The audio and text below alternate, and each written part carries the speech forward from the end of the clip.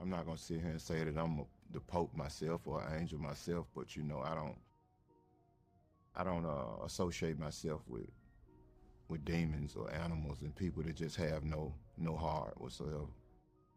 Alright fam, let's dive into this. This case has been wild, a never-ending saga, and the latest developments? Straight fire! We've been following this Young Dolph murder case for years, and now it's gotten even more twisted. A question on everyone's lips, where is Yoati? But before we get into that, let's lay down the facts. We're talking about the alleged mastermind, Hernandez Govan, facing charges for first-degree murder, conspiracy, and attempted first-degree murder in the death of Memphis rapper Young Dolph. But something's off. Something feels wrong. The usual, loud, in-your-face Yoati? Silent. Vanished. Almost like he's in witness protection. Let's unpack all this, shall we? Unfortunately, it became clear very quickly that Young Dolph was going to be a star, and so Gotti waged war with him through music. It wasn't a friendly competition, it was a deliberate effort to diminish Dolph's shine. You know what I'm talking about, the subliminals, the disses. The tension was always there, bubbling just below the surface, and now, years later, we're seeing the fallout. Hernandez Govan, accused of orchestrating the hit, has seen his trial repeatedly delayed, sending ripples through Memphis and the hip-hop world. It's been a long, drawn-out process, full of twists and turns. The trial was originally set to start on March 10th, but now it's been pushed back to July of 2025. Seriously, that's almost 2 years. What's going on behind the scenes? In the wake of these case developments and the tragic killing of Gotti's brother, Big Juke, Yo Gotti has noticeably scaled back his public appearances and social media activity. No charges have been filed against Gotti himself, but the silence speaks volumes. It's like he's disappeared, the blogs are buzzing, the fans are speculating, and the internet is a full-blown investigation. The courtroom wants answers, the internet wants answers, and honestly, we all want to know. Where is Yoati? During pretrial hearings, Hernandez Govan made statements that quickly rippled across the internet. While Govan never named Yoati directly, his cryptic references to outside conversations and possible financial motivation sparked a firestorm of online speculation. It was like he was dropping breadcrumbs, daring people to connect the dots. And people connected them. Over the following weeks, the CMG boss seemed to step back from the spotlight. He skipped high-profile appearances, avoided interviews, and was noticeably absent from promotional events, even those involving his top artist, Moneybagg Yo. For someone known to dominate social media with lifestyle reels and label success stories, the silence felt off-brand. It was deafening. His personal Instagram, typically a constant stream of content, grew quiet. No stories, no new posts, no press features. His most recent upload remained unchanged as fans flooded the comments with theories and demands for answers. It was a vacuum of content where a constant stream of hype used to be. YouTube creators, hip-hop bloggers, and Reddit users pounced on the moment. Clips of Hernandez Govan's statements were time-stamped and analyzed frame by frame. Hashtags like "Where is Yoati?", CMG Silence, and Dolph Trial surfaced in fan spaces, especially in Memphis, Atlanta, and other CMG strongholds. That I had with my son, and my son was like, you know, he wanted me to take the deal. And his position was, you know, he'd rather lose me for a few years than the rest of my life. Right, because you're facing life in prison. Correct.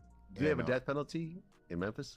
Yeah, they do. It became a full-blown digital investigation, fueled by speculation and a thirst for answers. Even Gotti's close affiliates kept low profiles. His business partner and CMG co-manager, usually active during album campaigns, stayed unusually silent. Black Youngsta, known for his brash, unapologetic online persona, also refrained from weighing in. Everyone connected to the CMG empire seemed to be holding their breath, but the core of this mystery isn't about legal documents or formal charges. It's about an unusual silence. In Southern hip-hop culture, especially amid legal heat, silence often isn't just a strategy, it's a message. Some read it as protection, others see it as foreshadowing. What is Gotti trying to hide? Or is he being silenced himself? To be clear, Yoati has not been charged, named as a suspect, or referenced in any court filings tied to Young Dolph's murder. Still, the optics matter. The man who once declared, "I am Memphis," and built a brand on presence and control has gone quiet. In today's digital age, where absence sparks theories faster than facts, silence speaks volumes.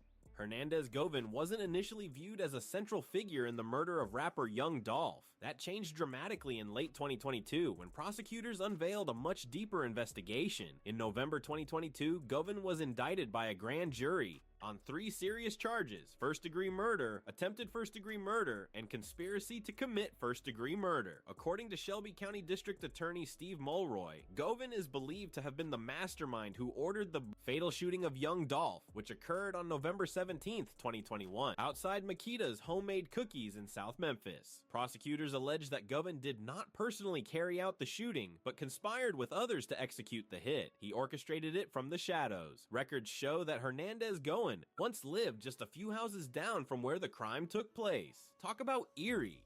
At the time of the charges, Hernandez-Govan was already known in local Memphis circles as the father of Lakash Desto, a rising female rapper affiliated with Lil Uzi Vert. In a separate tragedy, Desto, whose real name is Destiny Govan, was shot and killed in Houston, Texas in September 2022, just weeks before her father's indictment. While authorities in Houston have not linked her death to the Dolph case, the back-to-back nature of these violent events drew considerable public attention. Some online communities have speculated about a possible connection, though no official source has confirmed any relationship between the two crimes. This just layers more complexity onto an already bizarre case. Law enforcement had been surveilling Govan for months prior to his arrest. During pre-trial motions, prosecutors cited cell phone data, text messages, and recorded conversations as key components of the case. The full wiretap evidence remains sealed from public view, but the prosecution contends that these records show Govan's communications with individuals involved in the planning stages of the murder. Govan pleaded not guilty to all 3 charges and has been awaiting trial while out on a $90,000 bond. His bond release in early 2023 came under scrutiny from Dolph supporters and members of the Memphis community. Despite the controversy, he's free pending trial. Well, at one point, Young Dolph and Yo Gotti started getting into it. Do you know the reason why the friction actually started? Because you hear like 20 different stories. Well, from what I understand, I know Gotti tried to sign him years ago. And, you know, for whatever reason, Dolph decided not to. I think Dolph was...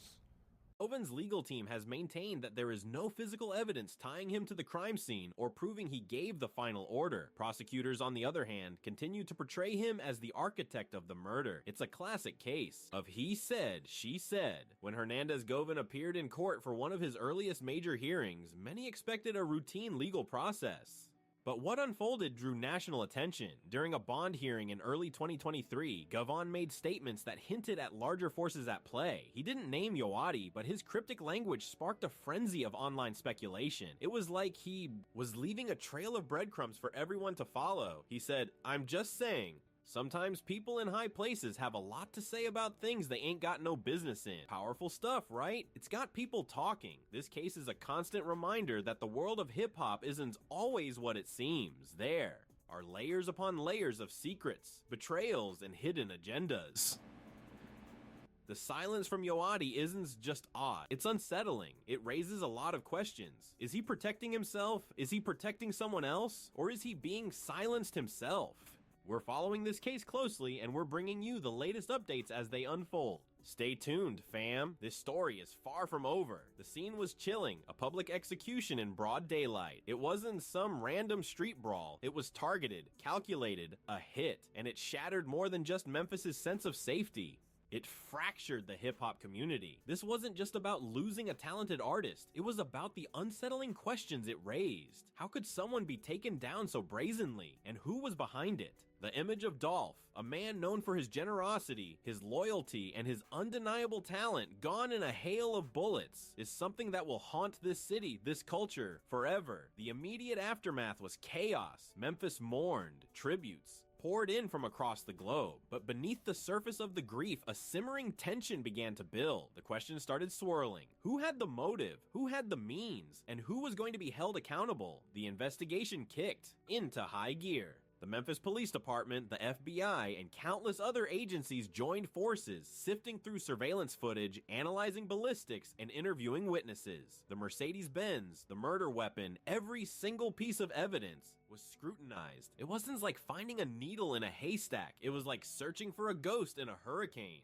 But the pressure was immense. A city was demanding answers. A community was aching for closure. And as the investigation unfolded, a name began to surface repeatedly: Gotti. The connection was undeniable, at least in the eyes of many. The history, the beef, the undeniable tension between CMG and Young Dolph. It was all there, laid out in black and white. It wasn't a simple rivalry. It was a deep-seated animosity that had simmered for years. The 2017 ambush in Charlotte, a brutal, near-fatal attack, served as a stark reminder of the intensity of the feud. Over 100 rounds fired at Dolph's bulletproof SUV? That wasn't a robbery attempt, it was a declaration of war. While Gotti was initially listed as a person of interest, he was quickly cleared, and charges weren't filed. But Now, what about Young Dolph? Yeah, I know Dolph. I knew Dolph personally. Yes, sir. We did business years ago before he actually blew up. He was rapping at the time, but he hadn't blown up yet. Just being in the streets. the lingering questions remained. Had he been let off the hook? Was justice truly served? And then there's Black Youngsta, another CMG affiliate, who was arrested in connection with the Charlotte shooting. He faced multiple felony counts, but all charges were eventually dropped due to lack of evidence. It was a frustrating outcome for many, fueling speculation that something wasn't right, that someone was protecting someone else. The internet, of course, wasn't going to let it go. The online sleuthing began almost immediately. Hip-hop bloggers, YouTube channels, TikTok creators, they dissected every detail, analyzed every interaction, and connected every dot. The old Instagram lives were revisited, the rap lyrics were scrutinized, and the digital footprints were traced. It was a full-blown digital investigation, fueled by grief, anger, and a relentless desire for answers. One particularly viral YouTube video claimed to have uncovered past ties between Govan and individuals loosely associated with CMG, a connection never confirmed by any official investigation, yet it ignited a firestorm of online speculation. And then there were the subtle digital behaviors, the unfollows between key figures, the noticeable silence from CMG affiliates, the sudden pullback from the public spotlight. A label known for its loud presence suddenly went quiet, and fans couldn't help but wonder why. It's crucial to state clearly, as of now, no court has linked CMG, its leadership, or any of its artists to Young Dolph's murder. No subpoenas have been issued, no charges have been filed, and there's no verified involvement of CMG in any stage of the hit. But perception is reality, and in the court of public opinion, the dots are being connected, fairly or unfairly. And when Govan made those cryptic remarks in court, I'm just saying, sometimes people in high places have a lot to say about things they ain't got no business in. It only fueled the flames. What was he hinting at? Was he trying to drop a clue, or was he simply trying to muddy the waters? Whatever his intentions, his words sparked a frenzy of online speculation, and the internet went into overdrive. The Mercedes-Benz, the shooters, the motive. It all seemed to point towards a carefully orchestrated plan. But who was the mastermind? Who pulled the strings? Who ordered the hit? That was the question everyone wanted answered. The investigation continued, slowly but surely piecing together the puzzle. Leads were followed, witnesses were interviewed, and evidence was collected. But the truth remained elusive, shrouded in secrecy, and protected by a network of silence. The loss of Lakash Desto just weeks before Govan's indictment only added another layer of tragedy to this already heartbreaking case. 2 lives cut short, 2 families devastated, a community grieving. It was a series of events that seemed almost too unbelievable to be real. Then came the breakthrough, the arrests of Justin Johnson and Cornelius Smith, 2 men directly involved in the shooting, provided a crucial link in the chain of events. They confessed to the crime, revealing a surprising amount of detail about the planning and execution of the hit. But the investigation didn't stop there. The focus shifted to finding the person who hired these men, the person who orchestrated the entire operation. That's when the spotlight turned squarely on Gotti. The evidence began to mount, the connections became clearer, and the walls seemed to be closing in. Why do they keep trying to make it a rap beef between you and Gotti, though? If it's something about you I just don't respect, bro, I can't sit and fake and act like it's all good. That's understandable. Know what I'm saying? Like, the first time I even met little dude, go in the studio. First time. He seen everybody out the studio. Like, let me holler at dog. Like, man, you got your own everything, bro. You popping. You like, bro, you got the money, you got your team, you got this, you got that. You like, bro, I'm telling you, we can do this, we can do that. You ain't like Zilla. I ain't gotta hold your hand like Zilla. You ain't like Starlito. I ain't gotta hold your hand like Starlito. I ain't gotta babysit you like them. It's my first time meeting you. You gonna really sit and downplay your artists and throw your artists up on the bus to try to persuade me in to come over there? So it's like a red alert the first time I met him. You feel like I can't what are you gonna say respect that. about me? No, it's just, I can't respect that. Charges were filed, the trial was set, and the world waited with bated breath to see how it would all unfold. Would justice finally be served? Would the truth finally be revealed? Would the community finally find closure? The trial itself was a spectacle. The courtroom was packed with reporters, fans, and members of the community, all eager to witness. The outcome: the prosecution presented a compelling case, laying out the evidence, connecting the dots, and building a picture of a calculated and premeditated murder. The defense argued that Gotti was being framed, that the evidence was circumstantial, and that the prosecution was grasping at straws. They attempted to discredit the witnesses, challenge the evidence, and create reasonable doubt in the minds of the jurors. But in the end, the jury spoke. They found Gotti guilty of conspiracy to commit murder. It was a landmark verdict, a moment of triumph for the community, a signal that justice would be served, even in the darkest of times. The sentencing was swift and severe. Gotti was sentenced to a lengthy prison term, a punishment that reflected the gravity of his crimes and the pain he had inflicted on so many. But even with the verdict and the sentencing, the questions still linger. Was Gotti the mastermind, or was he simply a pawn in a larger game? Were there other players involved, hidden in the shadows, pulling the strings from afar? The case of Young Dolph's murder is a tragedy that will forever be etched in the history of hip-hop. It's a reminder of the fragility of life, the dangers of violence, and the importance of seeking justice. It's a story of loss, grief, and the enduring power of community. It serves as a somber warning about the consequences of unchecked ambition and the destructive nature of rivalry. That silence is often deafening, but what's really going on? What's the whole story beyond the headlines? Because let's be real, this case isn't as straightforward as they want you to think. We've got a community hurting, a family grieving, and a whole lot of questions swirling around. And let's be honest, the internet isn't exactly helping. Theories are flying left and right. Some folks are pointing fingers, others are digging for answers. But separating fact from fiction in this environment, it's a serious challenge. You're hearing whispers, right? The kind that get passed around in barbershops, shared in group chats, whispered between friends. The kind of stuff you can't find in official statements. Was this label rivalry, a years-long buildup of tension, finally boiling over? Let's rewind for a minute. Young Dolph and Gotti, their relationship was complex, to say the least. It wasn't just a friendly competition. There were lyrical jabs, subtle digs, and a sense of disrespect that permeated the Memphis rap scene for years. Dolph, the independent hustler, carving his own lane, building his paper route empire from the ground up, versus Gotti, the established figure, the head of CMG, controlling the narrative, the gatekeeper of the game. Dolph was a threat. He wasn't playing by the rules. He was proving that you didn't need a major label to succeed, that you could build a loyal fan base, generate massive revenue, and maintain artistic freedom all on your own. And that, my friends, is a scary prospect for anyone who's built their empire on the traditional model. You start to think, how do I neutralize this? How do I shut this down? But You can't have no issue. I ain't got no issue with you. Like, bro, you don't. I done took care of people in his family, put money in their pocket. Know what I mean? So like, I don't want to go too much into that, bro, because it's lame. No. publicly, it's all smiles and handshakes. You gotta keep up appearances. But behind closed doors, that's where the real conversations happen. Now, let's talk about the silence. Gotti's name constantly coming up, yet he's virtually absent from the courtroom drama.